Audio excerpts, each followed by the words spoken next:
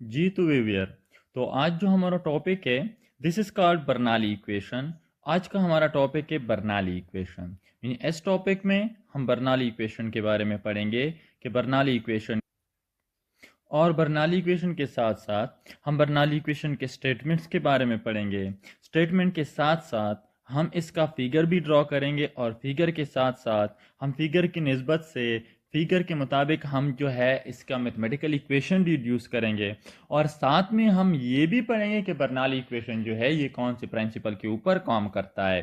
तो इस पूरे की पूरे टॉपिक में हम ये जो है एक्सप्लेन करेंगे। तो अब अगर आपने हमारे चैनल को सब्सक्राइब नहीं किया है तो हमारे चैनल को सब्सक्राइब कर लें ताकि रोजाना की बुनियाद के ऊपर आपको हर नई नई आने वाली फिजिक्स की वीडियो आप तक पहुंच सकें। सबसे पहले हमारे पास स्टेटमेंट ऑफ बर्नौली इक्वेशन। अब स्टेटमेंट ऑफ बर्नौली इक्वेशन को शुरू करने से पहले हम पढ़ेंगे हिस्ट्री ऑफ बर्नौली इक्वेशन के बारे में। अब बर्नौली इक्वेशन जो है इसकी हिस्ट्री क्या है? This is the history of a Bernoulli equation. ये बर्नौली इक्वेशन की हिस्ट्री है। तो इस हिस्ट्री के मुताबिक डेनियल बर्नौली जो है दिस इज अ स्वेस्ट फिजिस्ट। ये एक स्वेस्ट फिजिस्ट था और उन्होंने 1738 में उन्होंने बर्नौली इक्वेशन को जो है वो डिड्यूस किया हुआ है। अब बर्नौली इक्वेशन क्या है? जब भी हमारे पास कोई फ्लूइड जो है वो फ्लो करता है किसी क्लोज सरफेस में। क्लोज सरफेस का मतलब है वो किसी भी क्लोज सरफेस का मतलब है पाइप। किसी पाइप में वो फ्लो कर रहा है। तो अब इसके फ्लो के दौरान इसके साथ तीन रिलेटेड चीजें होती है जो इसके फ्लो के साथ रिलेट होती है। नंबर फर्स्ट आपके पास जो है वो होता है हाइट। हाइट ऑफ किस चीज का? Of the fluid. Fluid flow का जो हाइट है from the surface of the earth. Number first आपके पास ये एक टर्म है। सेकंड आपके पास जो टर्म इसके साथ रिलेट होता है this is velocity of the fluid. Velocity of the fluid जो है अनदर टर्म है जो इसके साथ रिलेट होता है ड्यूरिंग द मोशन। और नंबर थर्ड वन जो है this is called pressure. Pressure जो है ये भी एक ऐसा टर्म है जो रिलेट होता है किस चीज के साथ? फ्लूइड के साथ जब वो मोशन करता है। तो डेनियल बर्नौली ने इन तीनों जो है पैरामीटर्स के दरमियान किस चीज के लिए? फ्लूइड के लिए उन्होंने इसके लिए इक्वेशन जो है वो डिड्यूस किया हुआ है। अब हमारे पास हम तीन डिफरेंट वेज से हम बर्नौली इक्वेशन के स्टेटमेंट को एक्सप्लेन कर सकते हैं। तो नंबर फर्स्ट हमारे पास जो स्टेटमेंट है बर्नौली इक्वेशन का वो क्या है? बर्नौली इक्वेशन का number first statement, point to be noted, Bernoulli equation is only and only applicable for an ideal fluid. ये आइडियल फ्लूइड के लिए एप्लीकेबल है। आइडियल फ्लूइड जो है वो नेक्स्ट वीडियो में मैंने एक्सप्लेन किया हुआ है कि आइडियल फ्लूइड क्या है।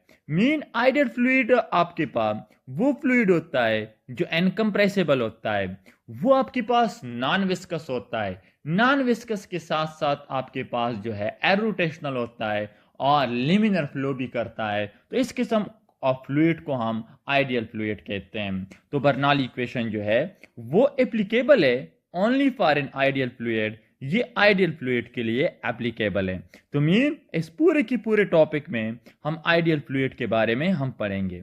Point to be noted, universe में किसी भी किस्म का आइडियल फ्लूइड जो है वो एग्जिस्ट नहीं है, मगर वाटर जो है उसकी जो बिहेवियर है वो थोड़ी बहुत आइडियल फ्लूइड के साथ मैच करती है। तो इस वजह से हम वाटर को एज एन आइडियल फ्लूइड के तौर पे लेंगे। Statement number first of Bernoulli equation is that the equation, Bernoulli equation वो इक्वेशन है which gives us the relationship या कोरिलेट between किसके दरमियान? Pressure, velocity and elevation. Elevation mean height of the flow of the fluid from the surface of the earth for the flow of an ideal fluid are called Bernoulli equation। तो Bernoulli equation वो equation है जो correlate करता है किस चीज को? तीन टर्म ऑफ फ्लूइड फ्लो के। Number first pressure, number second velocity of the fluid and number third one height of the fluid. इन तीन चीजों को ये रिलेट करता है। तो इस इक्वेशन को हम बर्नौली इक्वेशन कहते हैं और मैथमेटिकली हम बर्नौली इक्वेशन को लिख सकते हैं this is equal to P1 pressure आपके पास at one and half rho V1 square plus rho GH1 is equal to, will be equal to P2 plus half rho V2 square plus rho GH2, या हम इस equation को लिख सकते हैं that P pressure half rho V square is plus rho GH is equal to constant, ये constant के equal है। सेकेंड जो स्टेटमेंट है हमारे पास बर्नौली इक्वेशन का, आपके पास वो क्या है? सेकेंड स्टेटमेंट हमारे पास है that the equation in which the relation between pressure, kinetic energy per unit volume, what is meant by kinetic energy per unit volume? This term is called kinetic energy per unit volume. इस term को हम kinetic energy per unit volume कहते हैं। Mean half rho we square is equal to kinetic energy per unit volume, इसे हम kinetic energy per unit volume कहते हैं।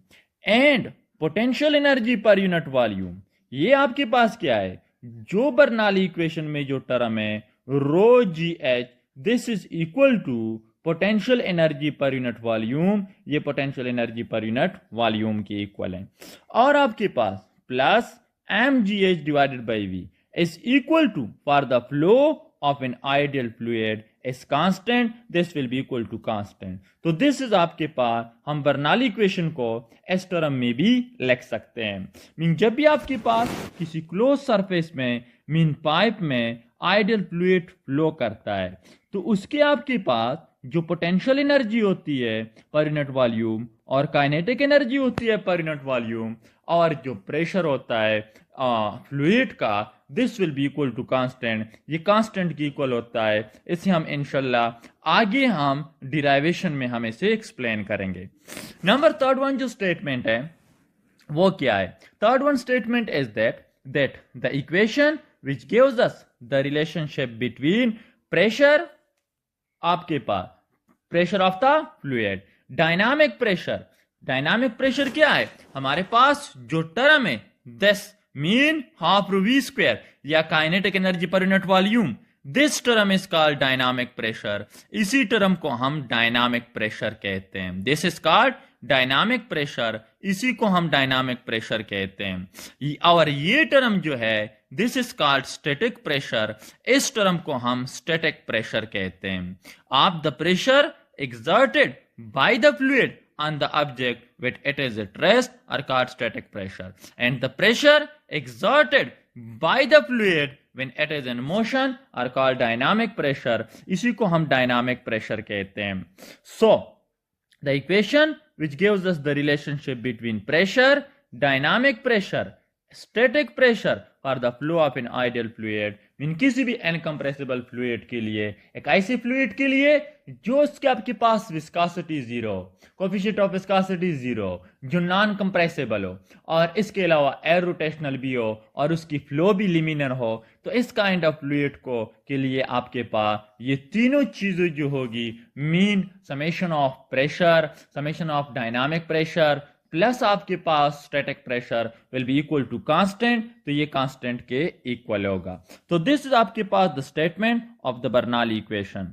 तो अब बर्नौली इक्वेशन जो है वो कौन से प्रिंसिपल के ऊपर काम करता है? हाँ, what is the principle of the Bernoulli equation? Point to be noted, Bernoulli equation is not a pre standing law, ये कोई खुद कोई लॉ नहीं है, but it work on the principle of conservation of energy, ये conservation of energy के principle के ऊपर काम करता है। mean it is the consequences of conservation of energy, ये conservation of energy के ऊपर काम करता है। this is an important objective that Bernoulli equation works on the principle of conservation of energy, conservation of energy के principle के ऊपर ये काम करता है। so to explain Bernoulli equation, let's suppose we have a pipe which have different elevation, जिसका हमारे पास different elevation है।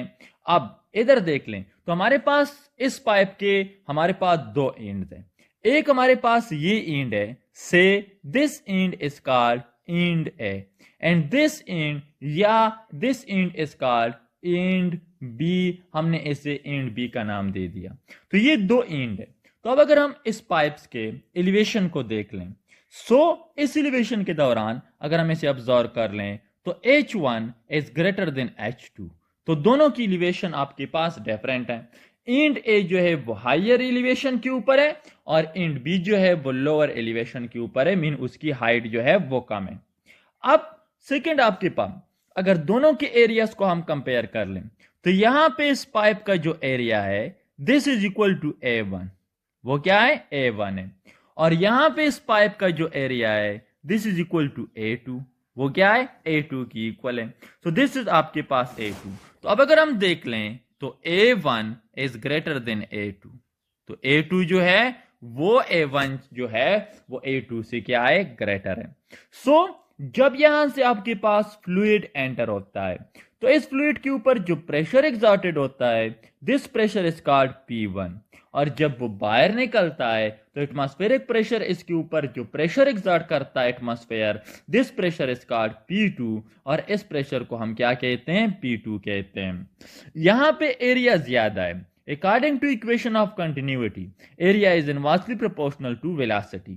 मीन आप लोगों ने प्रीवियस इक्वेशन ऑफ कंटिन्यूटी में देखा होगा that area is inversely proportional to velocity, velocity को इनवर्सली प्रोपोर्शनल है। इसका मतलब है कि जहां पे एरिया ज्यादा होगा वहां पे वेलोसिटी कम होगी, और जहां पे एरिया कम होगा वहां पे वेलोसिटी ज्यादा होगी। सो A1 is greater then A2, so V1 will be greater than, V1 will be less than, V1 will be less than V2। क्यों? क्योंकि V1 मीन A1 जो है वो एरिया ज्यादा है और V2 का एरिया क्या है वो कम है। और यहां पे आपके पास ये फ्लूइड यहां पे जो डिस्प्लेसमेंट कवर करता है दिस इज डेल x1, और यहां पे ये जो डिस्प्लेसमेंट कवर करता है दिस इज डेल x2, वो डेल x2 की इक्वल है।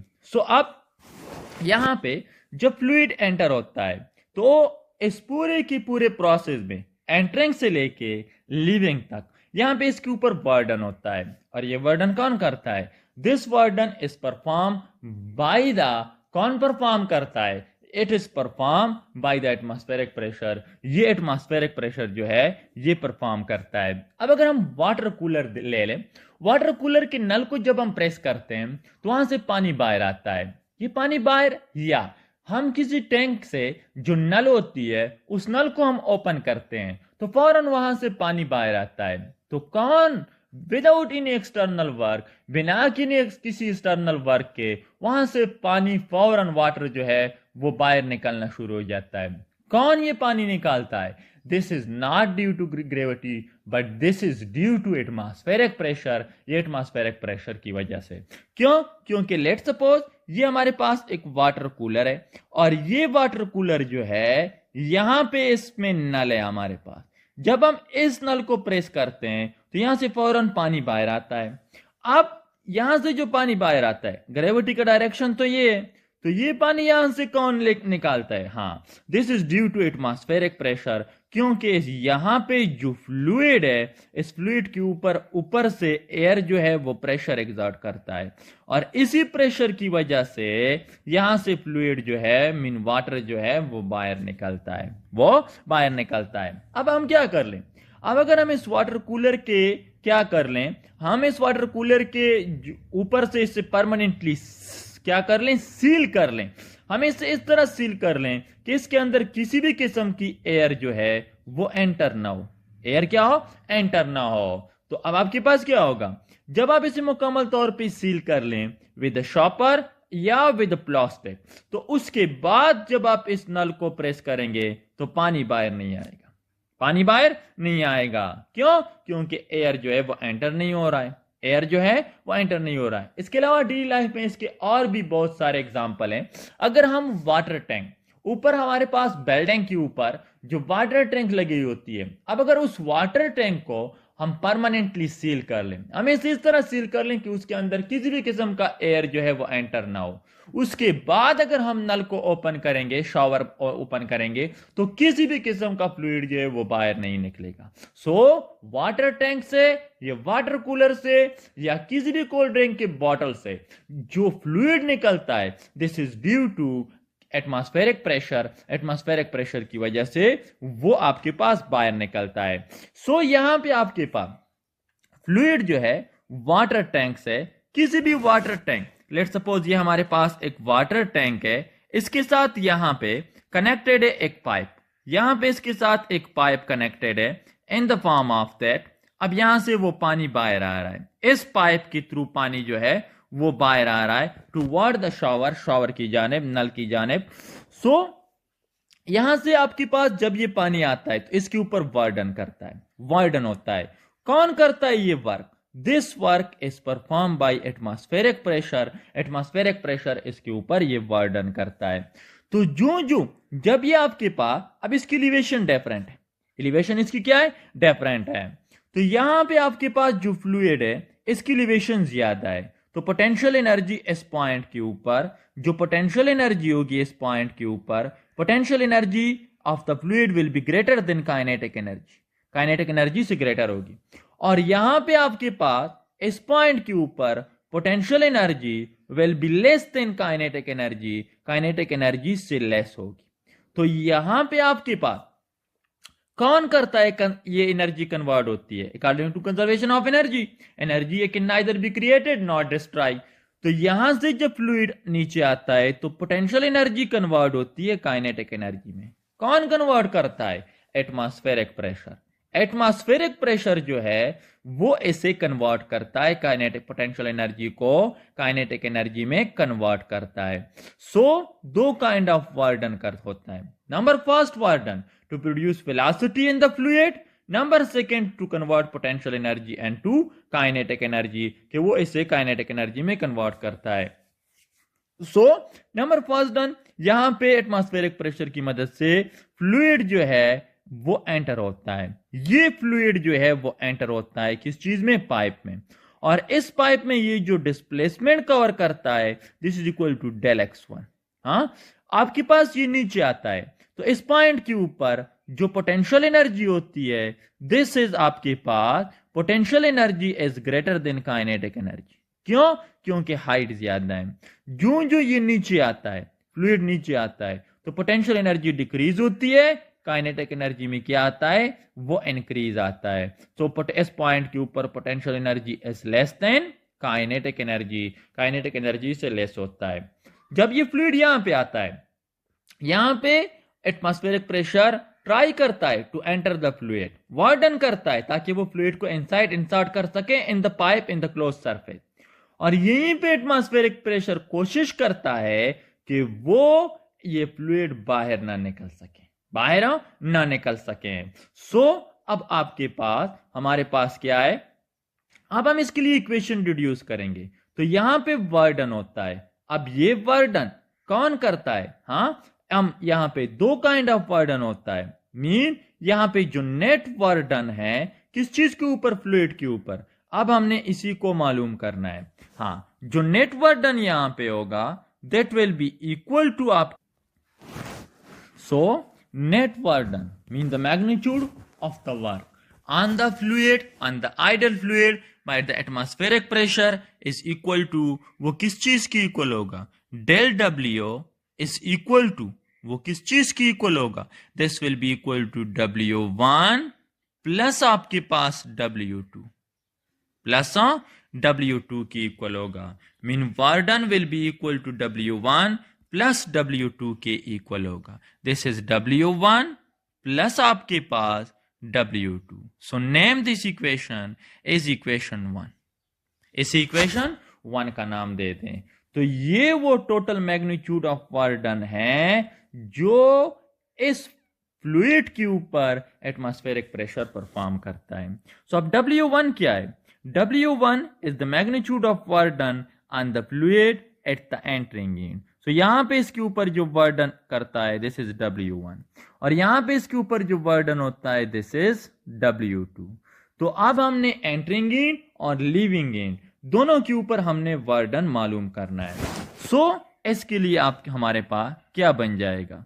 सो सबसे पहले एट एंड ए के ऊपर हमारे पास, और ये यहां पे हम एंड बी के ऊपर, एंड बी के ऊपर हम वर्डन को मालूम करेंगे। सबसे पहले एंड ए के ऊपर जो मैग्नीट्यूड ऑफ वर्डन है वो किस चीज की इक्वल है? This is equal to W1 की इक्वल है। कौन सी एंड के ऊपर? This is on that end. इस इंट के ऊपर ये जो वर्डन है दिस इज W1 एट एंडरिंग इंट या एट इंट ए आपके पास is equal to F1, this is equal to F1 dot del X1, dot del X1 के इक्वल है। और जब इसी वर्डन की मदद से F1 डेल X1 की मदद से ये फ्लूइड क्लोज सरफेस पाइप की एंटर होता है और यहां पे इसके ऊपर वर्डन होता है टू अपोज, ताकि यहां पे इसे अपोज कर सकें, किस चीज को, फ्लूइड की वेलोसिटी को अपोज कर सकें। So work done at the end B is equal to W2 and is equal to minus F2, minus minus आपके पास ये बन जाएगा F2 N2 आपके पास डॉट डेल X2 बन जाएगा। This will be equal to F2 N2 del X2 N2 cos of theta, और that term will be equal to F1 del X1 N2 cos of theta अगर हम dot product को खत्म कर लें, सो अगर हम दोबारा फिगर की जानिब चले जाएं, दिस इज आपके पास the direction of velocity of the fluid या डायरेक्शन ऑफ डिस्प्लेसमेंट। ये डिस्प्लेसमेंट का डायरेक्शन है, डेल एक्स का डायरेक्शन है, डेल X1 का, और यही डायरेक्शन आपके पास फोर्स का भी है, यही डायरेक्शन फोर्स का भी है, F1 का भी है। तो एंगल कितनी हो गई, theta is equal to 0 degree, theta is equal to 0 degree. इस साइड पे देख लें, this is the direction of del X2, ये डेल X2 का डायरेक्शन है, and this is the direction of F2, ये F2 का डायरेक्शन है। तो एंगल कितनी है, एंटी पैरेलल है, तो angle is equal to theta 2 is equal to 180 degree, 180 degree, ये 180 डिग्री की इक्वल है। सो अब आगे जाएं, यहां पे इनकी वैल्यूज पुट कर लें। So theta 1 is equal to 0 degree and theta 2 is equal to 180 degree, 180 degree. तो ये बन जाएगा W1 is equal to F1 del X1 N2 cos of 0 degree, और ये बन जाएगा W2 is equal to F2 del X2 N2 cos of 180 degree, cos of 180 degree. अब हमारे पास जो cos ऑफ 0 डिग्री है this is equal to 1 and cos of 180 degree is equal to -1। किस चीज की इक्वल है, -1 की इक्वल है। तो ये टर्म बन जाएगा W1 is equal to 0 multiplied by F1, तो F1 del X1, 1 multiplied by F1 del X1 is equal to F1 del X1, और यहां पे अगर हम इसके साथ नेगेटिव साइन मल्टीप्लाइड कर लें तो आ जाएगा W2 is equal to F2 minus F2 will be equal to minus F2, यहां पे नेगेटिव साइन आ जाएगा, क्यों, क्योंकि cos of 180 degree is equal to -1, is equal to -1। This is आपके पास डेल X2। नेगेटिव साइन का मतलब है कि फोर्स और डिस्प्लेसमेंट दोनों अपोजिट डायरेक्शन में है। सो अब हमारे पास फ्रॉम इक्वेशन ऑफ कंटिन्यूटी से या जो प्रेशर है, प्रेशर की डिफिनीशन से as we know that pressure is equal to PF divided by area. तो यहां से हम फोर्स की वैल्यू निकाल सकते हैं, तो force is equal to PA, so F1 will be equal to P1 and to A1, और F2 is equal to P2 and to A2। तो F1 और F2 की वैल्यू यहां पे पुट कर लें, तो हमारे पास आ जाएगा W1 is equal to F1 की वैल्यू पुट कर लें, तो F1 आ जाएगा P1 and to A1 del X1, और यहां पे हम इसकी वैल्यू पुट कर लेंगे, तो W2 is equal to minus F2 की वैल्यू पुट कर लें, which is P2 A2 N2 del X2, ये आ जाएगा। सो अब अगर हम एन टर्म को देख लें, A1 del X1 A1 del x1 और A2 डेल x2, इसको अगर हम देख लें तो हमारे पास जो A1 डेल x1 जो है this is equal to A2 del x2 and is equal to A and to del x and is equal to del v and is equal to del v. This is from equation of continuity. ये equation of continuity से के a1 del x1 किस तरह a1 del x1 a2 del x2 के equal है। तो अब अगर हम दोबारा फिगर की जानिब चले जाएं तो यहां पे देख लें इट इंट ए के ऊपर जो del x1 है del x1 उसके मैग्नीट्यूड अगर हम देख लें तो वो कम है और एरिया ज्यादा है, और यहां पे del x2 का मैग्नीट्यूड ज्यादा है और एरिया का मैग्नीट्यूड क्या है, कम है। एरिया का मैग्नीट्यूड क्या है, कम है। सो अब इसी वजह से हमारे पास इसका जो प्रोडक्ट होगा, अब यहां पे जो हम जाएंगे एरिया डिक्रीज होगा, विद डिक्रीज इन एरिया के साथ साथ डिस्प्लेसमेंट क्या होगा, इंक्रीज होगा। मीन जितना एरिया में डिक्रीज आएगा उतना ही डिस्प्लेसमेंट में क्या आएगा, इंक्रीज आएगा। तो एज अ रिजल्ट इसका जो प्रोडक्ट होगा दैट विल बी इक्वल, वो कांस्टेंट होगा, वो कांस्टेंट, क्योंकि volume flow rate according to equation of continuity वो इक्वल होते हैं। क्या होते हैं, इक्वल होते हैं। सो अब ये वैल्यूज पुट कर लें कहां पे, इन दो इक्वेशंस में ये वैल्यूज पुट कर लें, यहां पे इस पॉइंट के ऊपर और इस पॉइंट के ऊपर इनकी वैल्यूज पुट कर लें तो हमारे पास आ जाएगा that W1 is equal to P1 N2 A del x, A N2 del x, और यहां पे आ जाएगा W2 इज इक्वल टू किस चीज की इक्वल आ जाएगा, ए नहीं, पहले हमारे पास P2 minus P2 N2 A N2 del x, N2 del x।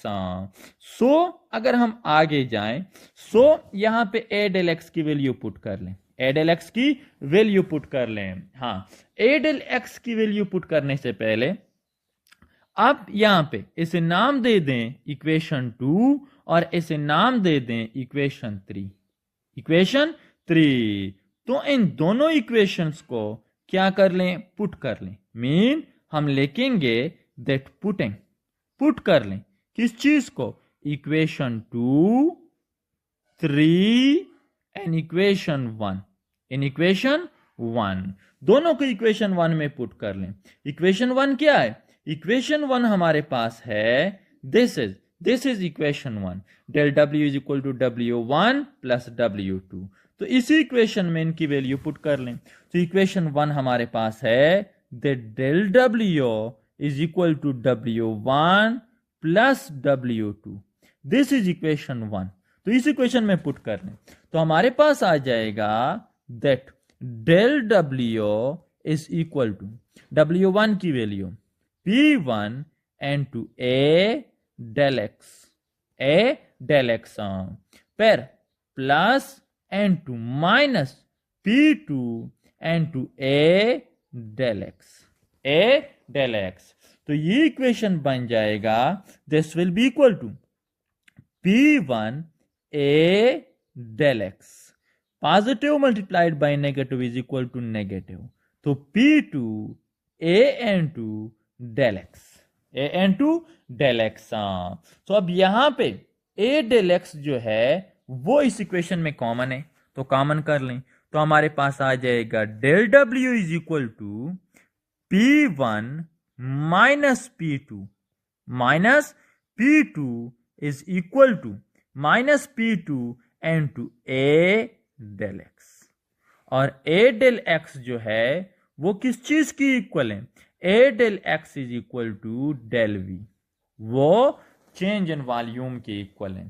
तो इनकी वैल्यूज पुट कर लें तो जब हम इसकी वैल्यू पुट कर लेंगे तो हमारे पास आ जाएगा that del w is equal to P1 minus P2 N2 del v, N2 del v, change in volume. इसे नाम दे दें इक्वेशन 3 का नाम इसे दे दें equation 4 this is equation 4। Equation 4 आपके पास ये बन गया। सो अब यहां पे ये नेगेटिव साइन किस चीज की वजह से आया हुआ है? दैट नेगेटिव साइन, ये जो नेगेटिव साइन है ये किस चीज की वजह से आया हुआ है? अब इस नेगेटिव साइन को हम एक्सप्लेन करते हैं। ये नेगेटिव साइन जो है इसके डिफरेंट केसेस हैं। नंबर फर्स्ट, डिफरेंट रीजन है इसके। नंबर फर्स्ट, अगर हम इंट ए को देख लें, इंट ए में हमारे पास एरिया ज्यादा है तो प्रेशर ज्यादा होगा। जब फ्लूइड आपके पास इंट ई से बी की जानिब जाएगा तो एरिया डिक्रीज होता है, तो इस वजह से प्रेशर भी डिक्रीज होगा। तो इसी डिक्रीज की वजह से ये नेगेटिव साइन आया हुआ है। एक रीजन ये है। सेकेंड जो आपके पास रीजन है डिक्रीज इन प्रेशर का, अब यहां पे जो प्रेशर है, this pressure, this is an opposite direction to किस चीज की डिस्प्लेसमेंट, वो डिस्प्लेसमेंट के अपोजिट डायरेक्शन में है। तो इसी अपोजिट डायरेक्शन की वजह से भी ये नेगेटिव साइन आया हुआ है। नेगेटिव साइन जो है वो आया हुआ है। तो ये रीजन है नेगेटिव साइन के कि यहां पे ये नेगेटिव साइन किस चीज की वजह से आया हुआ है। तो अब इसके बाद हमारे पास फ्रॉम द हमने डेल वी की वैल्यू को मालूम करना है। From the definition of density, density के डिफिनीशन से दैट हमारे पास as we know that the density rho is equal to mass per unit volume is equal to del V, equal to del V. तो del V और rho के दरमियान cross multiplication कर लें, क्रॉस मल्टीप्लीकेशन कर लें, मास पर यूनिट वॉल्यूम की equal है, मास पर यूनिट वॉल्यूम की इक्वल है। सो जब हम इनके दरमियान क्रॉस मल्टीप्लीकेशन कर लेंगे, क्रॉस मल्टीप्लीकेशन कर लें तो हमारे पास आ जाएगा the del V is equal to mass divided by density. तो डेल वी की ये वैल्यू इस इक्वेशन में पुट कर लें तो हमारे पास आ जाएगा that del W is equal to P1 minus P2 N2। Del V की वैल्यू पुट कर लें तो mass per unit volume per unit density. This is equation number 5। इस इक्वेशन नंबर 5 का नाम देते हैं। अब ये इक्वेशन नंबर 5 बन गया। जिस तरह हमने लेक्चर की शुरुआत में कहा था कि some sort of work is done to convert potential energy into kinetic energy. इसी वर्क डन का सम सॉर्ट जो है, इसी वर्क डन का सम सॉर्ट जो है वो यूज होता है to convert potential energy into kinetic energy. Mean हम लिख सकते हैं that del W is equal to change in kinetic energy. Kinetic energy में जो चेंज आता है plus change in potential energy, इस चीज के इक्वल होता है, इस चीज के इक्वल होता है। अब यहां पे इनकी वैल्यूज पुट कर लें तो हमारे पास ये इक्वेशन बन जाएगा that del W is equal to change in kinetic energy, किस चीज की इक्वल है? This is equal to kinetic energy 2 minus kinetic energy 1, kinetic energy 1 N2 आपके पास plus change in potential energy is equal to potential energy 2 plus आपके पास potential energy 1। तो potential energy 1 और पोटेंशियल एनर्जी 2 ये कहां पे होगा? इस एंड के ऊपर जो पोटेंशियल एनर्जी होगी this will be equal to potential energy 1 और इस एंड के ऊपर पोटेंशियल एनर्जी 2 और यहां पे काइनेटिक एनर्जी 1 और यहां पे काइनेटिक एनर्जी 2 इस एंड के ऊपर। तो जब फ्लूइड आएगा तो पोटेंशियल एनर्जी यहां पे ज्यादा है, it will be decreases and kinetic energy will be increases, will be increases, वो इंक्रीज होगी। तो अब इनकी वैल्यूज पुट कर लें। ये आपके पास प्लस है, क्या है? प्लस। ये पॉजिटिव नहीं है, ये नेगेटिव है। दिस इज आपके पास नेगेटिव, ये नेगेटिव है, पॉजिटिव नहीं है। तो माइनस और माइनस नेगेटिव। अब इनकी वैल्यूज पुट कर लें तो इनकी जो वैल्यू होगी that will be equal to, further ये इक्वेशन बन जाएगा del W is equal to kinetic energy 2, kinetic energy 2 की वैल्यू आ जाएगी half M v2 square minus kinetic energy 1 will be equal to half M v1 square. V1 square plus आपके पास N2 potential energy 2 will be equal to mgh2 minus mgh1 तो इस equation को नाम दे दें इक्वेशन 6। ये इक्वेशन 6 बन गया। तो अब अगर हम इक्वेशन 5 और इक्वेशन 6 को कंपेयर कर लें, सो comparing equation 5 and equation 6, equation 5 and equation 6, इन दोनों इक्वेशंस को कंपेयर कर लें। दोनों डेल डब्ल्यू की इक्वल है। दोनों क्या है? डेल डब्ल्यू की इक्वल है। लेफ्ट हैंड साइड इक्वल है तो इसका मतलब है कि राइट हैंड साइड भी क्या होंगे? इक्वल होंगे। तो हम लिख सकते हैं दैट P हमारे पास P1 माइनस P2, हमने इन दोनों इक्वेशन को कंपेयर कर लिया। P1 minus P2 is equal to M divided by rho is equal to half M V2 square minus half M V1 square plus आपके पास plus N2 rho G MGH, rho नहीं MGH2 minus MGH2 H1। हमने equation 5 और 6 को compare कर लिया तो हमारे पास ये इक्वेशन आ गया। सो अब हमने क्या करना है, यहां पे जो चीज कॉमन है उसे कॉमन कर लें। राइट साइड पे हमारे पास M कॉमन है। क्या कॉमन है? M। तो M को कॉमन कर लें तो हमारे पास आ जाएगा that P1 minus P2 N2 mass per unit density is equal to half, यहां से M को कॉमन कर लें तो MN2 हमारे पास आ जाएगा MN2 V2 square divided by 2 minus V1 square divided by 2 N2 आपके पास प्लस यहां से भी MN कॉमन हो जाएगा तो GH2 माइनस GH1, तो हमारे पास ये आ जाएगा। अब दोनों साइडों को मल्टीप्लाइड कर लें किस चीज के साथ? रो बाई M से।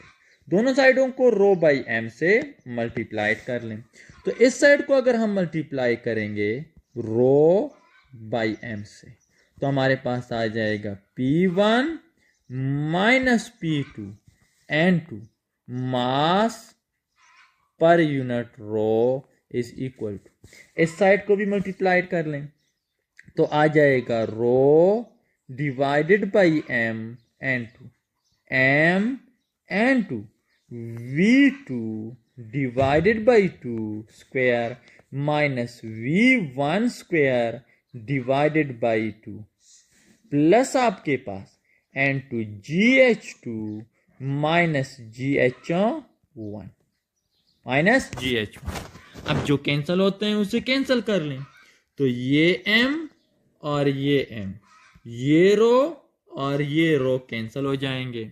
That M and that M will cancel, ये क्या हो जाएंगे? कैंसिल हो जाएंगे और हमारे पास इक्वेशन बन जाएगा that P1 minus P2 is equal to, left side पे सिर्फ ये रह जाएगा, राइट साइड पे हमारे पास रह जाएगा रो N2 V2 square divided by 2 minus V1 square divided by 2 plus N2 हमारे पास आ जाएगा GH2 माइनस GH1, आपके पास ये आ जाएगा। तो ये रो दोनों साइडों को मल्टीप्लाइड कर लें तो जब हम मल्टीप्लाइड कर लेंगे इस रो को बाई नंबर एक एक टर्म के साथ मल्टीप्लाई करेंगे तो हमारे पास ये इक्वेशन बन जाएगा।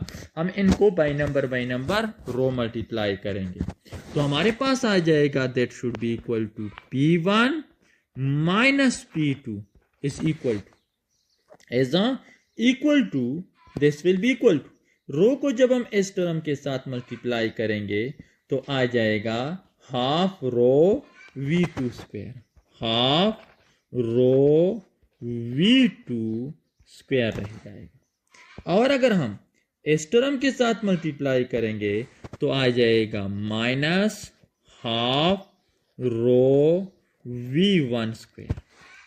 और इसके बाद हम इसे मल्टीप्लाई करेंगे इन दोनों टर्म के साथ तो हमारे पास आ जाएगा plus rho GH2 minus rho GH1, रो GH1। तो हमारे पास ये आ जाएगा। अब इस टर्म में हमारे पास जिसके साथ 1 है उसे लेफ्ट साइड पे और जिसके साथ 2 है उसे राइट साइड पे शिफ्ट कर लें। तो ये P1 है, this will be equal to P1। तो अब यहां पे ये टर्म को हमने शिफ्ट करना है। तो ये टर्म क्या है, नेगेटिव है, तो it will become positive, it will become positive, ये पॉजिटिव बन जाएगा और हमारे पास आ जाएगा plus half rho v1 square आ जाएगा। ये टर्म जो है ये भी नेगेटिव है, इस साइड पे शिफ्ट करेंगे तो पॉजिटिव बन जाएगा। रो GH1 इज इक्वल टू, ये P2 नेगेटिव है, शिफ्ट करेंगे तो आ जाएगा पॉजिटिव और प्लस ये टर्म पॉजिटिव है, half rho v2 square plus आपके पास रो GH2, रो GH2। हमने क्या कर लिया, हमने इस टर्म को लेफ्ट साइड पे शिफ्ट कर लिया, इस टर्म को भी लेफ्ट साइड पे शिफ्ट कर लिया और यहां से इस टर्म को राइट साइड पे शिफ्ट हमने कर दिया। तो अब हमारे पास जो इक्वेशन बन गया है वो हमारे पास क्या है, दिस इक्वेशन आपके पास is equal to P1 plus half rho v1 square plus rho GH1 is equal to P2 plus half rho v2 square plus rho GH2, rho GH2। This equation is called Bernoulli equation. इस equation को हम क्या कहते हैं, Bernoulli equation कहते हैं। या इस इक्वेशन को हम लिख सकते हैं in the form of that P plus half rho v square plus rho GH is equal to constant, is equal to constant. This term is also called Bernoulli equation. इसी टर्म को भी हम Bernoulli equation कहते हैं। तो अब अगर हम इस टर्म को यहां पे लिख लें, दिस इज आपके पास P plus half rho v square plus rho GH is equal to constant. तो अब इस टर्म में हमारे पास ये हमारे पास term which is called the equation of Bernoulli equation, जो बर्नौली इक्वेशन का इक्वेशन है। सो अब इस टर्म में this term is called atmospheric pressure. ये क्या है, ये एटमॉस्फेरिक प्रेशर है, या ये हमारे पास this term is called pressure. इस टर्म को हम क्या कहते हैं, प्रेशर कहते हैं। This is called pressure. This term is called, ये जो टर्म हमारे पास है, this term is called dynamic pressure.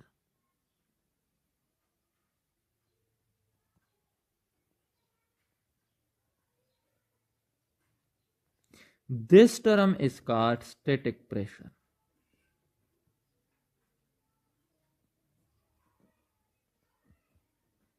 इसी को हम स्टैटिक प्रेशर कहते हैं, या इस टर्म को हम kinetic energy per unit volume कहते हैं और इस टर्म को हम potential energy per unit volume कहते हैं। किस तरह, इनमें से मैं एक एग्जांपल करता हूं। सो रो GH को हम potential energy per unit volume कहते हैं ना। सो रो GH, अब रो की वैल्यू पुट कर लें, rho is equal to mass per unit volume and to GH अपना लिख लें, हमने रो की वैल्यू पुट कर ली, मल्टीप्लाइड कर लें तो आ जाएगा mgh डिवाइडेड बाई v। तो mgh is equal to potential energy. This will be equal to potential energy per unit volume, and this potential energy per unit volume is called static pressure. इसी को हम static pressure कहते हैं। क्या कहते हैं? Static pressure. This is called static pressure. तो ये हो गया बर्नौली इक्वेशन।